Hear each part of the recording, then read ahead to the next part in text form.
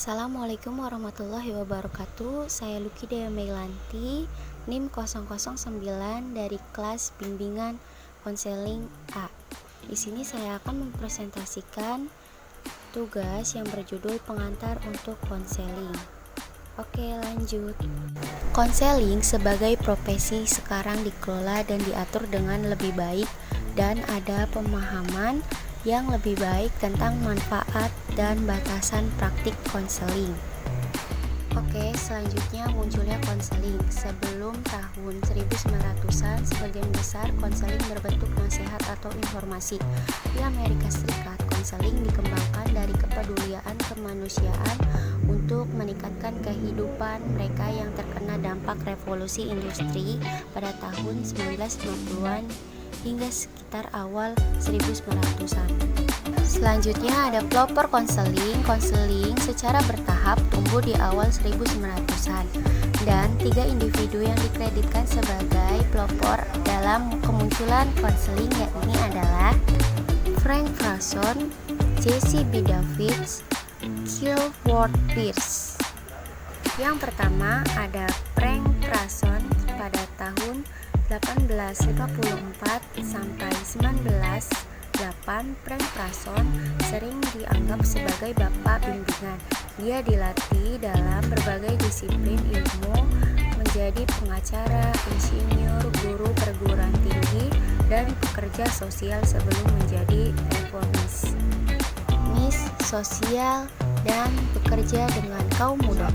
Yang kedua ada Jesse B. Davids.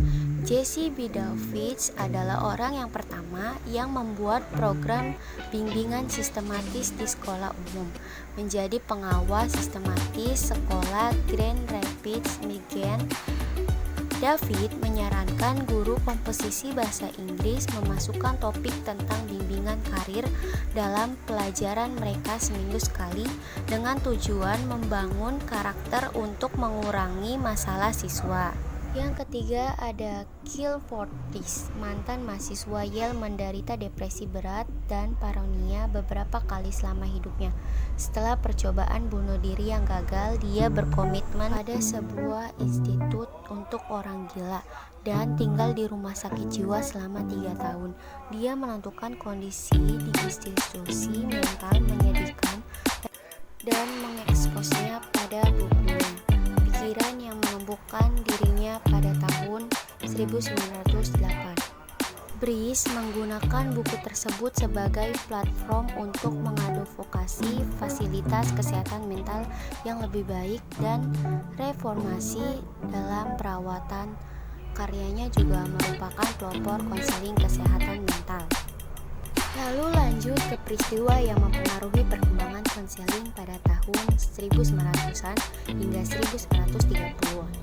Selain 3 pionir dalam konseling, dekade pertama tahun 1900-an juga melihat peristiwa-peristiwa tertentu yang berdampak signifikan terhadap perkembangan konseling, yaitu pendirian Asosiasi Bimbingan Kejuruan Nasional pada tahun 1913 dan bagian kontes dari Undang-Undang Smith-Hughes pada tahun 1917. Dan satu lagi, Perang Dunia I. Pembahasan yang pertama, Asosiasi Bimbingan Kejuruan Nasional atau National Vocational Guidance Association atau singkatan dari NVGI didirikan pada tahun 1913 dan mulai menerbit National Vocational Guidance Bulletin yang kemudian berganti nama menjadi Majalah Bimbingan Kejuruan Nasional pada tahun 1924 dan Jurnal Bimbingan Kejuruan pada tahun 1952. Lalu yang kedua ada The Smith-Hughes Act of 1917. Peristiwa kedua adalah disahkannya Undang-Undang Smith-Hughes oleh Kongres di tahun 1917. Undang-undang ini menyediakan dana bagi sekolah umum untuk mendukung pendidikan kejuruan. Ini menandakan pentingnya konseling di sekolah-sekolah Amerika. Perang Dunia I.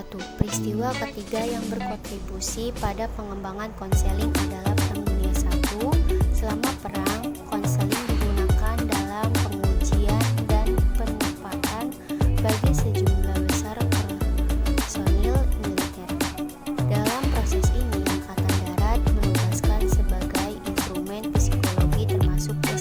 intelijen, Alfa Angkatan Darat, dan Beta Angkatan Darat. Berbagai peringkat screening digunakan dan tes psikologi menjadi gerakan populer dan fondasi awal menyadari konseling. Ada pendidikan, sertifikasi, dan instrumen. Pada tahun 1920-an merupakan masa konsolidasi profesi konseling. Kursus pendidikan dimulai di Universitas Harvard pada tahun 1911 dengan menekankan pada bimbingan kejuruan. Pengaruh dominan adalah teori progresif pendidikan dan penggunaan layanan bimbingan oleh pemerintah federal dengan veteran perang. Lalu ada teori konseling pertama. Pada tahun 1930-an adalah era depresi hebat. Hal ini meningkatkan kebutuhan untuk membantu strategi dan metode konseling yang berkaitan dengan pekerjaan. Teori konseling pertama dirumuskan oleh A.G.